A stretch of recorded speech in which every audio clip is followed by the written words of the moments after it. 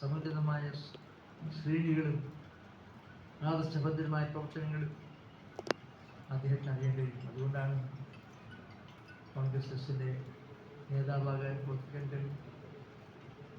ഒരുപാട് പ്രയാസങ്ങളുണ്ട് നമ്മുടെ പോലുള്ള സംഘടനകൾക്ക് മുന്നോട്ട് പോകുന്നതിന്.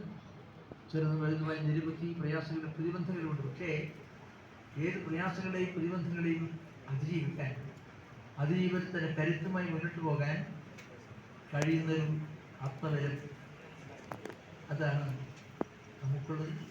അതിൻ്റെ ഭാഗമാണ് നമ്മുടെ സഹപ്രവർത്തകനും സഹോദരനുമായ അഷ്റഫിനും ഉണ്ടായിരുന്നത്. അഷ്റഫിൻ്റെ വീട്ടിൽ പോകുന്നവരാണ്. ആ കുടുംബത്തിൻ്റെ സ്നേഹം, സൗമനസ്യം എല്ലാം നേരിടുന്നത്.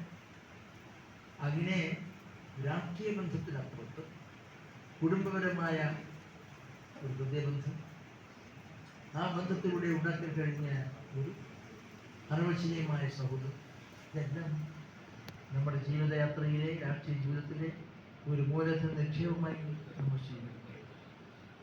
മാതൃകാപരമായ ഒരു പൊതുപ്രവർത്തനം നടത്തുക നിസ്സാരപ്പെട്ട കാര്യമല്ല. പൊതുപ്രവർത്തനം എന്ന് പറഞ്ഞാൽ അതൊരു സാഹചര്യമായി ഇഷ്ടം തന്നെയാണ്. ആക്ഷേപങ്ങളും പരാതികളും പരിഭവങ്ങളും ഇല്ലാതെ കൊണ്ടുപോകുക എന്ന് പറഞ്ഞാൽ അതൊക്കെ മഹത്തരമായ കാര്യമായി തന്നെയാണ്. നിരന്തരമായ ജാഗ്രതയും അച്ചടക്കവും സേവനമെന്നൊപ്പം ആത്മാർത്ഥതയും സത്യസന്ധതയും.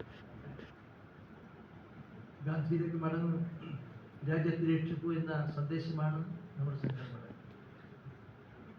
ആ സന്ദേശത്തിൻ്റെ